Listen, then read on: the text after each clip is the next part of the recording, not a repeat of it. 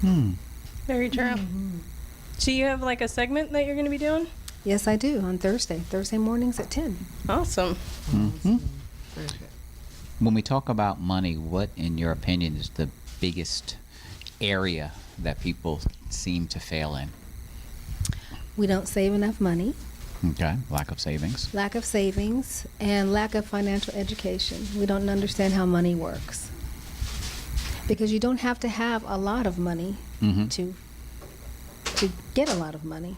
You just have to use it wisely and put it in the right places.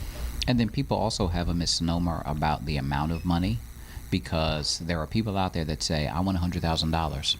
But if you're spending $110,000 per year, then you're actually in a deficit of $10,000 per year, versus that person who makes $30,000 but then can save $10,000 and they're living off of $20,000. Absolutely. That person's in a better financial situation than the person with the $100,000. Much better. But people don't understand that, because they're always looking to get that gross number. It's not how much you make, it's really how much you keep. How much you keep. Very true. Do you feel like you're uniquely qualified to talk about this topic, or is it just something you're passionate about? No, I do. I'm a certified financial social worker, and I've been working on my own finances for about 15 years. So I finally am at a place where I feel really good about the progress I'm making, but it has been a journey for me to get where I am right now. I find it interesting how, I work hard, budget, very frugal, I would say, because if I can make it, I'll do that before I, go and spend it. But at the same time, there's always more month than money. When you're trying to help someone realign or get set or things like that, what advice do you give to the person they appear to be doing all the smart things, but it's still not enough? What's your recommendation for them? Well, one of the really simple things that people can do that just about anyone can do is really to start a business, because there are two tax systems in America. One is for people who are employees, and one is for people who have businesses. And even with a small, quote-unquote, small home-based business, you can build that into a multi-million-dollar asset. But don't you need money to start a business? Well, it doesn't always have to cost that much. There are a lot of, in fact, there are a lot of online businesses that you can start for less than $100, sometimes less than $50. I started my business for less than $50, and I've been able to turn it into a cash-producing asset over time with proper information. And then sometimes, depending upon what your credit standing is, when I started my first business, I didn't have any money. But I needed brick and mortar, so I needed security deposits, I needed to pay rent, I needed a place to bring clients, things of that nature, I needed office furniture. So I lived off of credit cards. So I literally had 5 credit cards, $10,000 balances on each, and every month I would draw down and take cash advances off of the cards in order to pay my monthly bill, knowing that I'm making an investment in myself, because there's bad debt and there's good debt. So whenever you're investing in your vocation, investing in your education, investing in a house, an asset, that's considered good debt versus consumer debt. That's right. I'm going to run up a credit card because I want a new pair of Jordans or something. Right. And that is something that I think is really hard to instill into our community, investing in yourself. Investing in yourself, if you ask, not anyone, but if you ask some, what does that mean? Especially in the younger generation, lace fronts, fingernails, whatever. However, me being in the line of health and wellness, total wellness, that's one of the things that I try to get people to understand. And it's strange to me how people say, I would love to come to the gym, but I can't afford a membership. And I guarantee you that you will save weight. Like, I'm cheaper than a doctor bill. Yes. I am cheaper than, a funeral service. That's right. But there are some people, their mentality is, well, I got insurance. So if I got good insurance, then you're really not cheaper than a doctor bill, because I got 100% coverage. Right, absolutely. So I can get sick and I can be in the hospital, and then I got this disability over here, and then I got this insurance over there. Why do you want to live like that? Because they want to eat all the burgers and the fries. Very true. I was just about to all the say. burgers and the fries. Exactly, all the burgers, all the fries, all the apple pies. That's what they want to I had a do. client tell me, she was like, I eat salads on my hamburgers all the time. I was like, no, that's not the same. But They want what they want when they want it. But I think the other thing that you just did was you tied in, both of you, you tied in finances to our total health and wellness and self-care. And that is part of our self-care. Right. You know, the greatest investment we have, the greatest asset we have is ourselves. Absolutely. And it's supposed to be. Yes. But for some people, it really isn't. Right. Because if you look at themselves and how they carry themselves and how they treat themselves, it's like, I wouldn't wish you on my worst enemy type of thing, because they don't care about themselves. Because sometimes it's really difficult to love somebody else when you don't even love yourself. And there's a whole lot of people out there that do not love themselves, very true. unfortunately. Therefore, as a result, when we talk about investing in yourself, well, they probably don't need to invest in themselves, because they'll get a gun and point it at their head type of thing. And that's not where they want to be. Right. That's right. Another tip based upon, what's that banging? I think it's my chair. Okay. I was like, okay. I digress. But another tip would be bartering. Because it takes money to make money.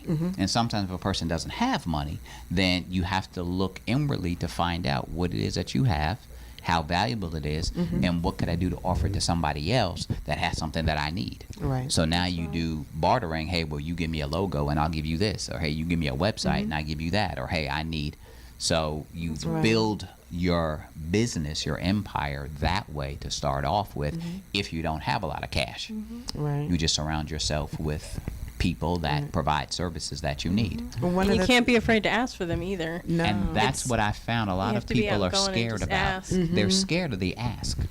Well, the worst thing people can say is no. No. You know, Right. But a lot of times, Keep if you have going. something of value, they won't say no. I mean, Right. they may renegotiate the terms that you're offering, but they will probably still accommodate you in some way. I actually started doing that recently with, because I have a rental property that still needs work. And it's taken way more money than it should have. So I stopped spending money, but I have started exchanging certain services for people What to go kind of work there. services are you extending? Not those kinds of services. Get your mind out the gutter, man. I know you don't want to leave it vague. You leaving it vague. I'm like, Well, okay, so to be specific, I yeah, she can't figure it out. Exactly. She can't even figure it out. point here. It's okay. Don't worry. It'll be our secret. Shh. Anyway, Our secret. 9 Rounds Irmo. My ex-husband owns 9 Rounds Irmo, which means I own part of that.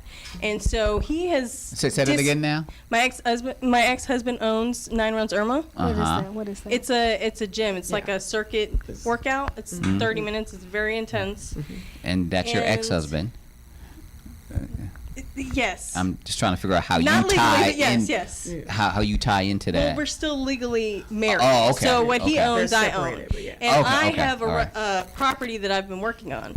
And so instead of spending money on a property that's already taken too much money, he has kind of worked out a way to discount some of his memberships for people who can work in the house and do the yard and stuff like that. And it all of a sudden just hit me like, hey, we have something that we can offer people Something instead of of value. Yeah. And once we realized we could do that, the worst thing they could say is no or whatever, but we found people very responsive to what we're offering them. I Right. mean, Right. the gym is kind of pricey because you get personal trainers every time you go. So it's something that people really do value. So I noticed that when he offers that, then I'm getting my house, fixed, and the yard is supposed to get done today. For a And while longer. I ain't mad at you. Oh, the my secret biz is out out. there. Come on now. Pray it's gonna work out just fine. And if that fails, plan B. I do the same thing with my gym. I have a Do you own a passion. gym? I do. Guns Okay. Total Wellness out in Monroe. Oh, nice. It is greatness under no stipulation, always, always. But with my gym, I have a passion for helping people build businesses and teaching.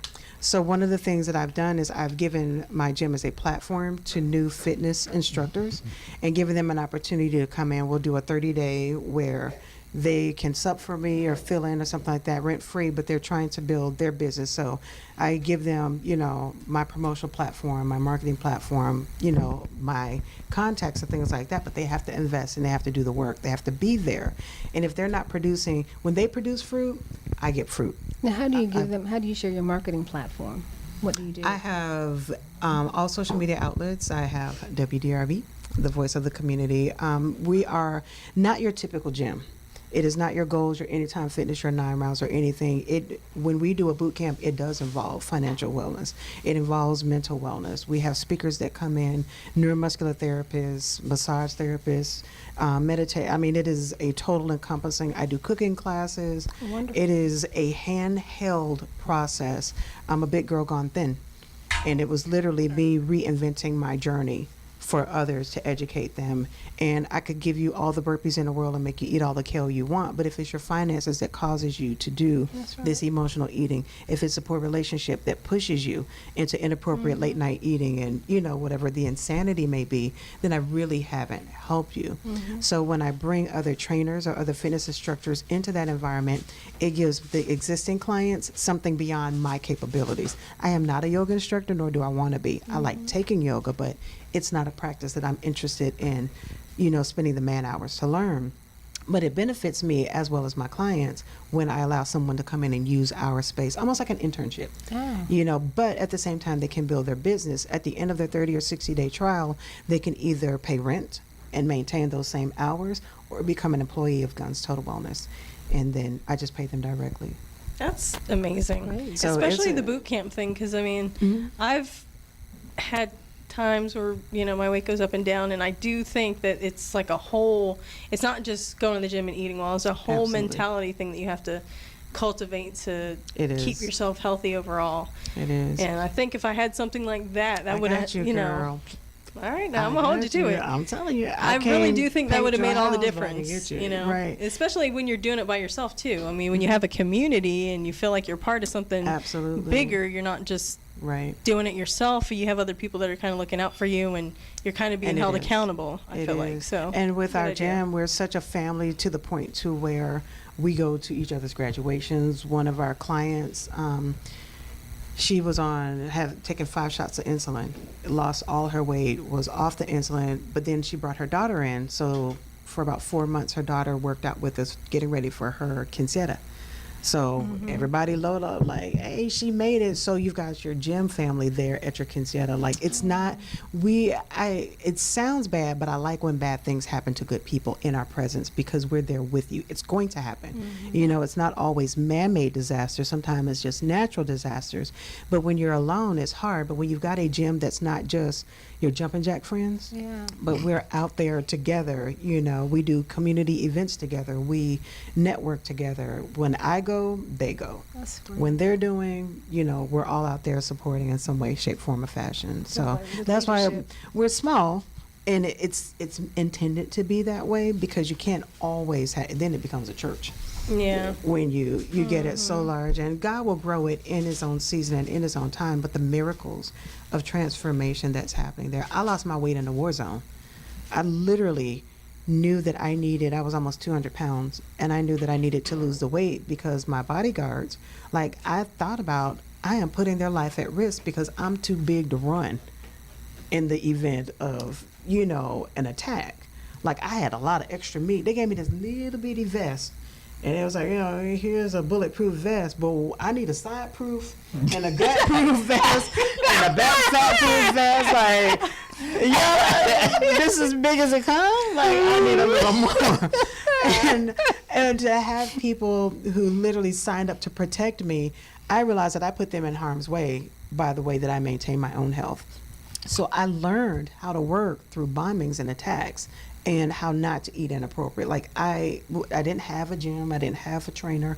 It was just me making one decision at a time to better myself, not just for that moment, but what is going to be a lifestyle transition. So we are a lifestyle transitioning center. We're not there, I'll help you with your class reunion or your wedding dress.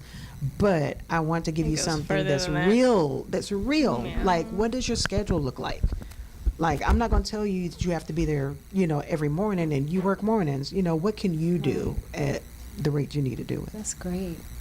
So you said you had an online business, right? So is it financial planning and stuff? Okay. Do you want to tell us It's about not that? so much financial planning, but it is leadership and education on the benefits and the tax benefits of a home-based business. There are some products that are available. But it's really using the concepts of income shifting for investment, savings, tax record keeping, and personal financial planning. Yeah, It's that's all what I done like. online. The tax record things, taxes, they just really scare me. I'm like, I don't know what I'm supposed to keep. After I file the taxes, like, how long do I keep them? You know, I just have a bunch of papers that are just, Afraid to be tossed. yeah, they're just sitting there. And pretty much completely fade. unorganized. Right, and they fade after God a help me while if I ever anyways. need them for anything. Just take pictures of them and create a Google space. Take pictures, File email it for to it. yourself, and file it away in your history in your Google.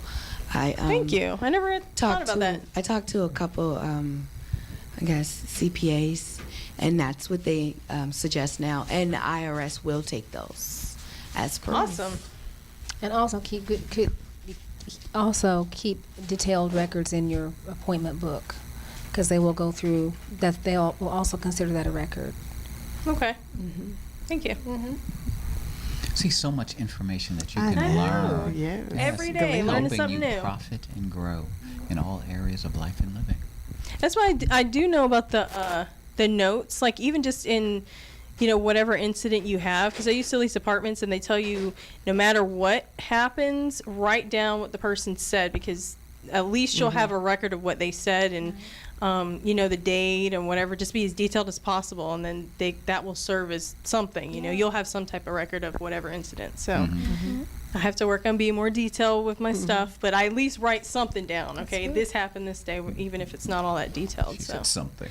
something, Just something make in it there. relevant to. It's not just hearts He and flowers. said, she and said, stuff. Today right. was a good day, and Smiley I face. love the Lord. Right. Yeah. Family, don't go anywhere. You're tuned in to the Profit and Growth Hour here on WDRB Media, the voice Of the of community. the community. We'll be right back.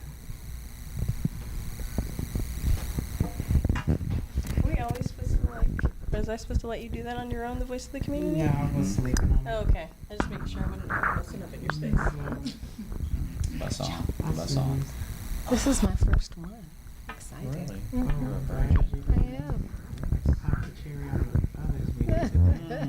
I am. They threw me to the wolves, dude, and I was just. I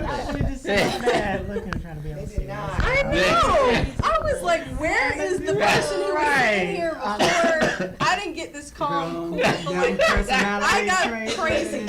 Crazy has left the building. Feel lucky because I just dodging bullets and punches and I survived. I know, right?